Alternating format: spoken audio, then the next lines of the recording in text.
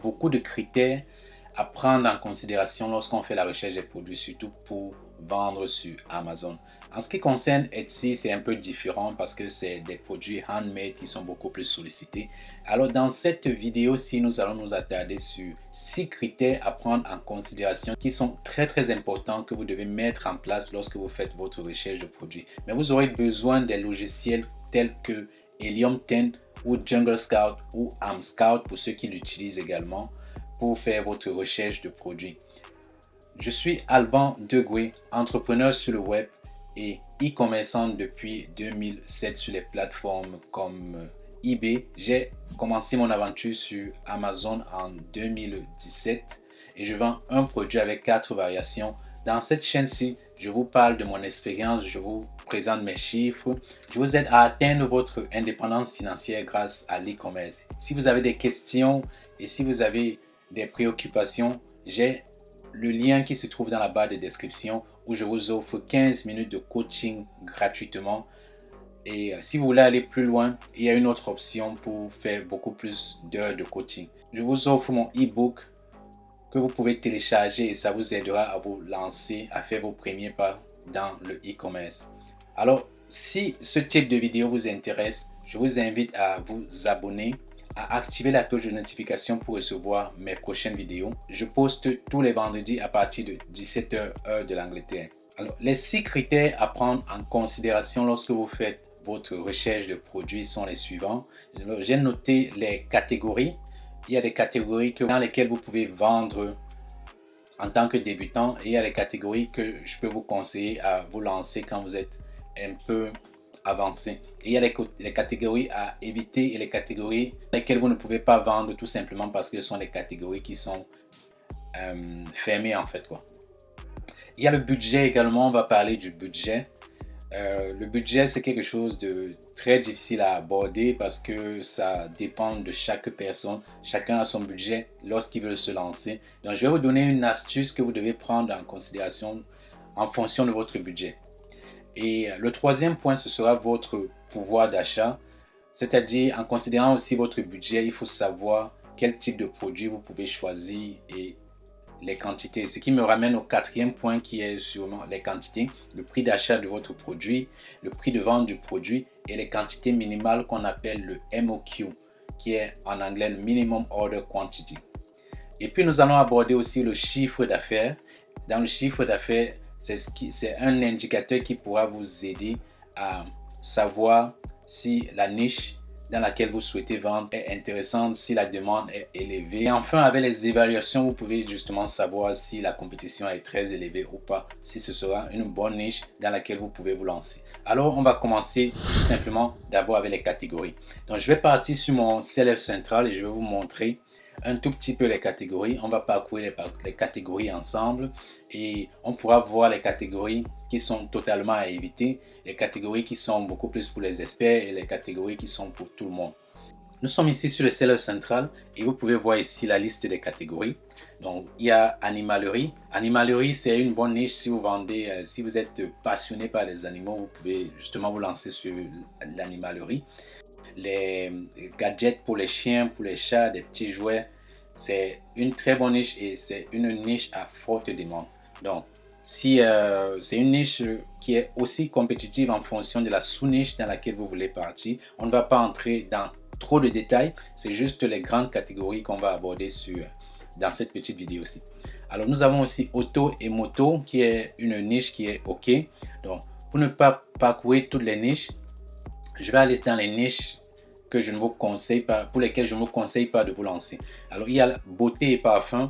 Pour beauté, ça va encore, mais il faut éviter tout ce qui est liquide lorsque vous vous lancez dans un premier temps. Et tout ce qui demande des certifications, comme des parfums par exemple. Dans la niche de beauté, il faut savoir exactement ce que vous voulez. Si vous voulez vendre des produits de make-up, ce sera compliqué. Mais si vous voulez vendre des accessoires pour le make-up comme les brosses, les poses ongles et tout ce qui va avec, c'est acceptable. Donc, il faut savoir faire la différence lorsque vous vous lancez dans les catégories comme beauté et parfum. Bijoux, c'est une catégorie que je ne conseillerais pas également parce que c'est un peu compliqué, mais je vous conseille plutôt de vous lancer sur Etsy si vous voulez vendre ce type de produit-là. Bricolage, c'est une très bonne niche. Nous allons aussi sur bébé et puériculture. C'est une niche qui est plus ou moins acceptable lorsqu'on est débutant parce que tout ce qui concerne les bébés, c'est délicat parce que les mamans, elles vont acheter les produits pour lesquels elles ont confiance. Donc, avant de se lancer sur ce type de niche-là, il faut savoir exactement que vous allez compétir avec les plus grands dans le marché. Ce sera très délicat parce que moi, avant d'acheter un produit pour mon enfant, je vais faire des recherches pour savoir parce que je ne veux pas mettre sa vie en danger. Mais si vous savez quel type d'accessoires vous pouvez vendre pour les bébés, je vous conseille bien d'aller. Donc, c'est une niche qui n'est pas très conseillée pour les débutants, à mon avis.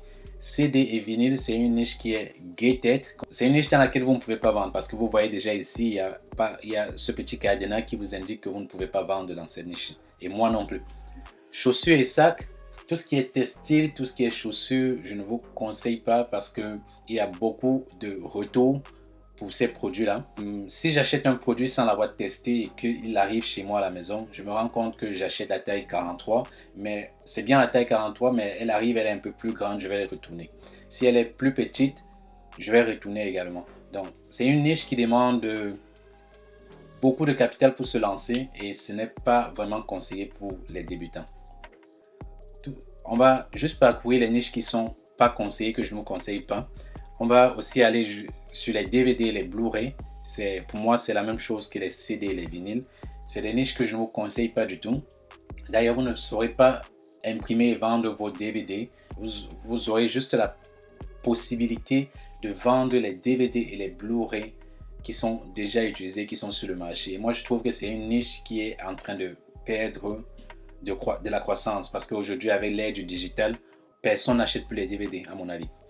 Épicerie aussi, c'est une niche que je ne vous conseille pas si vous êtes débutant parce que ça vous demande beaucoup de certifications. C'est des produits consommables et il faut avoir beaucoup de certifications pour justifier en fait que le produit est prêt à être consommé avant de le vendre. Nous avons hygiène et santé. C'est une niche aussi que je conseillerais pour les gens qui sont un peu avancés sur Amazon parce qu'il y a des produits pharmaceutiques bien entendu et vous serez aussi confronté avec tout ce qui demande de la documentation en fait. L'informatique, on va regarder ensemble. Donc oui, c'est ok, vous pouvez vous lancer dans l'informatique, ça va.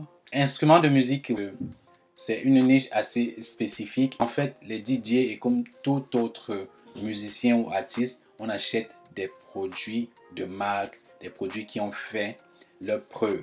Donc, ce sera très difficile pour vous de vous lancer dans cette niche-ci si vous n'avez pas un gros capital pour investir en publicité. Les jeux vidéo, je ne vous conseille pas du tout parce qu'il faut déjà être un développeur, sauf si vous l'êtes, vous pouvez vous lancer dans cette niche. Mais il y a les accessoires pour les jeux vidéo dans lesquels vous pouvez vous lancer. Et tout ce qui concerne les jeux et les jouets pour enfants, c'est aussi une niche assez compliqué lorsque vous vous lancez dans les débuts parce qu'il y a certains produits comme des plastiques où vous devez faire attention, des produits qui sont très petits et qui peuvent entraîner la suffocation des enfants. Il faut faire vraiment très attention avec ce type de niche là et ce sont des niches qui sont simples mais assez complexes en fait lorsque vous vous mettez à vendre. Vous pouvez avoir votre listing fermé juste avec une seule plainte d'un client, une maman qui n'est pas contente du produit qu'elle a reçu. Généralement, lorsqu'on vend les livres sur Amazon.com, ce sont des livres déjà utilisés. À moins que vous voulez acheter des livres utilisés et revendre, mais ce n'est pas le domaine de définition de ce que j'explique dans mes formations. Logiciel, pas du tout, je ne vous conseille pas du tout parce que, à moins que vous soyez bien entendu un développeur encore. Lumière et éclairage, tout ce qui est électronique, c'est un no-go, je ne vous conseille pas parce qu'il y a déjà la certification aussi, la documentation, les certifications qui entrent en jeu et aussi parce que ce sont des produits électroniques, ça peut entraîner des dangers si ça n'a pas été bien manufacturé au niveau de la Chine. Si vous vendez une ampoule que lorsqu'on branche, ça explose, vous mettez votre société en danger, mais aussi votre listing, votre compte Amazon en danger. Les produits handmade, c'est des produits pour lesquels il y a un autre moyen de les vendre sur Amazon.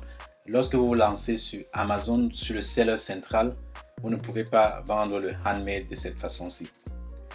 Sport et loisirs, par contre, c'est une très bonne niche dans laquelle je vous conseille de vous lancer. Tout ce qui est cuisine, tout ce qui est sport, vous pouvez vous lancer sans problème. Les vêtements, encore une fois, je ne vous conseille pas de vous lancer. C'est une niche avec du textile et c'est très compliqué, surtout si vous vendez des produits pour les femmes. Les femmes achètent généralement beaucoup, mais elles retournent aussi beaucoup parce que ça ne suffit pas, la taille n'est pas la bonne taille et tout ce qui va avec. Donc, ce sont des niches que je ne vous conseille pas de vous lancer si vous commencez sur Amazon. Par contre, les niches là où je vous conseille bien de vous lancer, les niches qui sont assez populaires, où il y a énormément de produits, l'animalerie, on en a parlé, les bagages aussi, vous pouvez vous lancer, bien entendu. Une autre niche là où je vous conseille de vous lancer, c'est cuisine et maison. C'est une très bonne niche, très vaste, avec énormément de produits. Vous pouvez vous lancer dans cette niche-là. Les fournitures de bureau, pourquoi pas, vous pouvez vous lancer et apprendre, chercher une sous-niche où vous pouvez vous lancer également. Si vous avez du gros capital, vous pouvez vous lancer sur gros électroménager, mais encore une fois, c'est de l'électronique, je ne vous conseille pas lorsque vous êtes débutant. Jardin, c'est une très bonne niche, mais ça pourrait être une niche assez saisonnière et en été, il fait très froid, les gens vont très peu dans leur jardin. En hiver, pardon, il fait très froid et les gens vont très peu dans leur jardin. En été, vous aurez beaucoup de ventes, énormément de ventes, mais il faut s'attendre à ne vendre qu'en été et très très peu ou voire même pas en hiver. Donc, il faut faire très attention lorsqu'on se lance sur ce type de niche-là. Il y a aussi le côté saisonnier à prendre en compte. Voilà.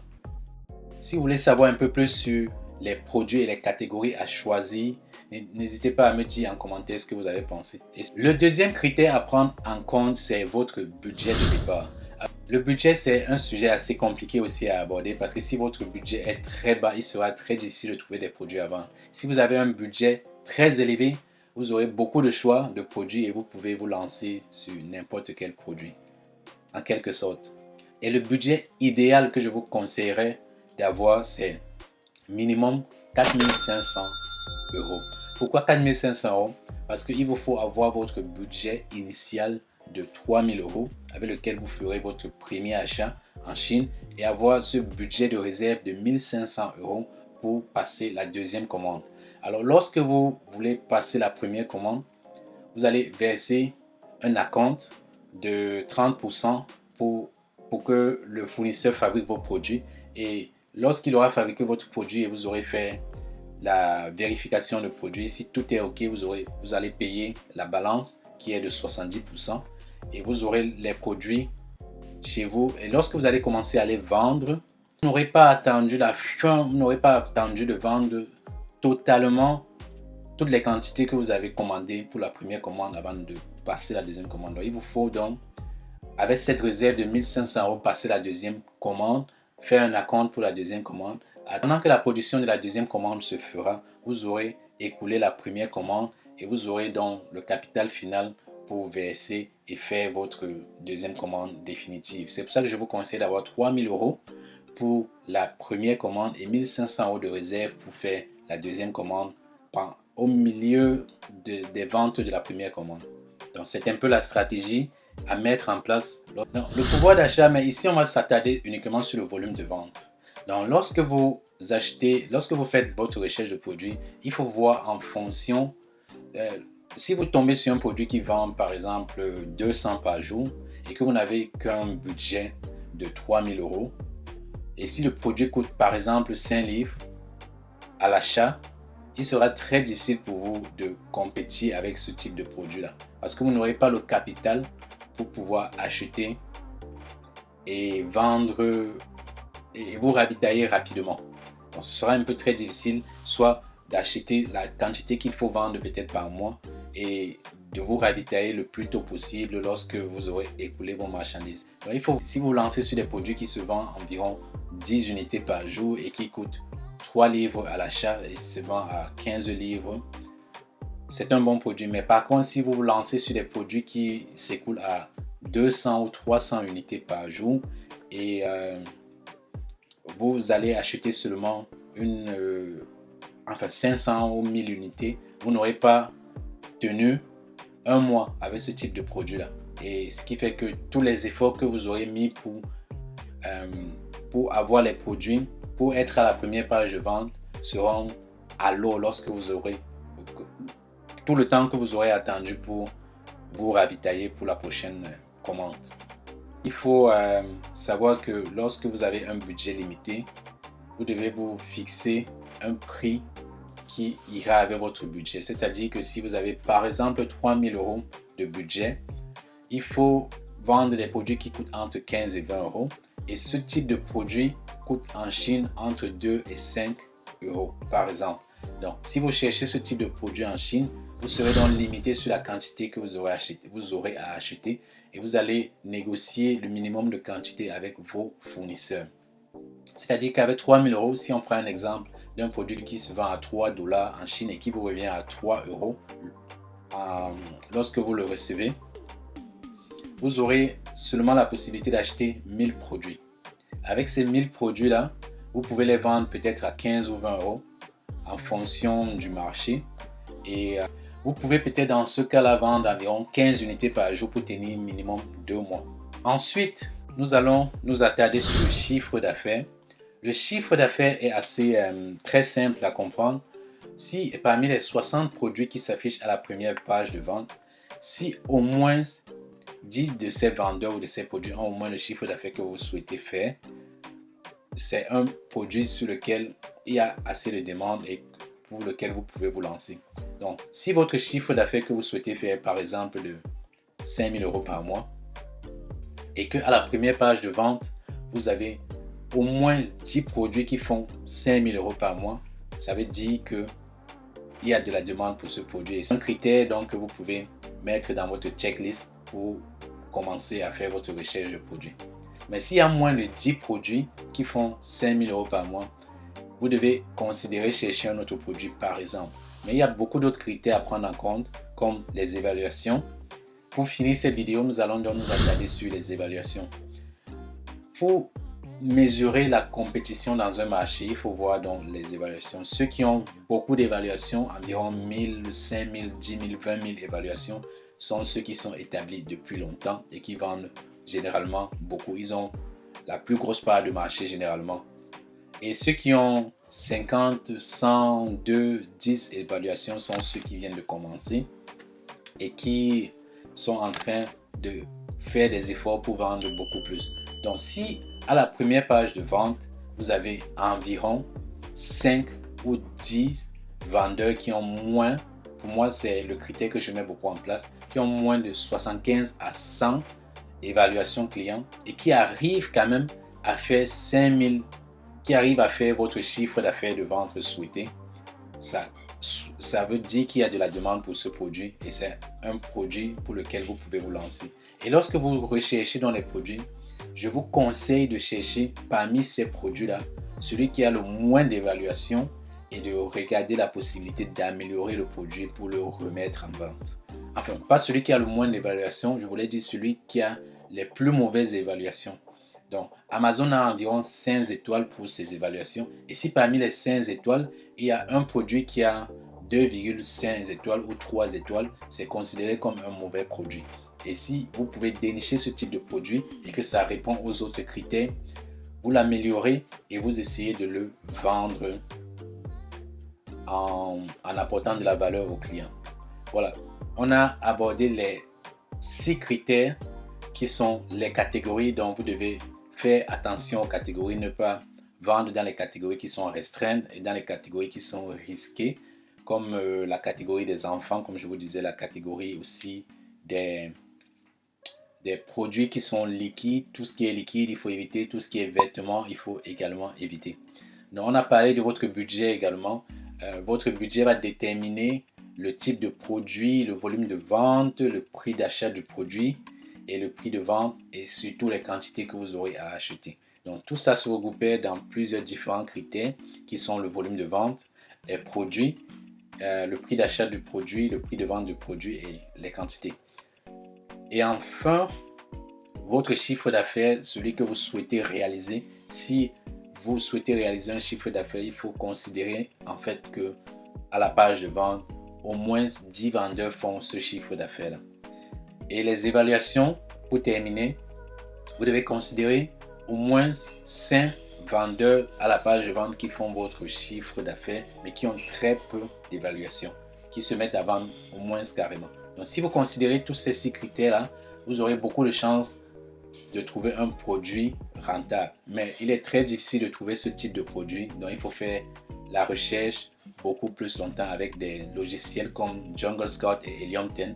Je vous mets les liens dans la barre de description si vous souhaitez faire un test de ces logiciels-là. Vous pouvez cliquer dans la barre de description et essayer 30 jours pour voir si vous trouvez des produits. Alors ce sera tout pour cette vidéo. J'espère que vous avez aimé et que ça vous a apporté de la valeur. Si c'est le cas, laissez-moi des pouces bleus. Partagez également la vidéo pour informer tous ceux qui sont à la recherche des produits. Si vous avez des questions que je n'ai pas abordées, je n'ai pas abordé tous les critères bien entendu, mais si vous avez des questions, j'ai le lien qui se trouve dans la barre de description pour un coaching de 15 minutes gratuite. Et si vous voulez aller plus loin, il y a la possibilité d'avoir beaucoup plus d'heures de coaching. Laissez-moi des commentaires également si vous n'avez pas la possibilité d'avoir un coaching. Je répondrai à tous les commentaires. Surtout, n'oubliez pas de télécharger mon e-book et je vous donne rendez-vous vendredi prochain à partir de 17h. Sur ces mots, je vous souhaite le meilleur et on est ensemble.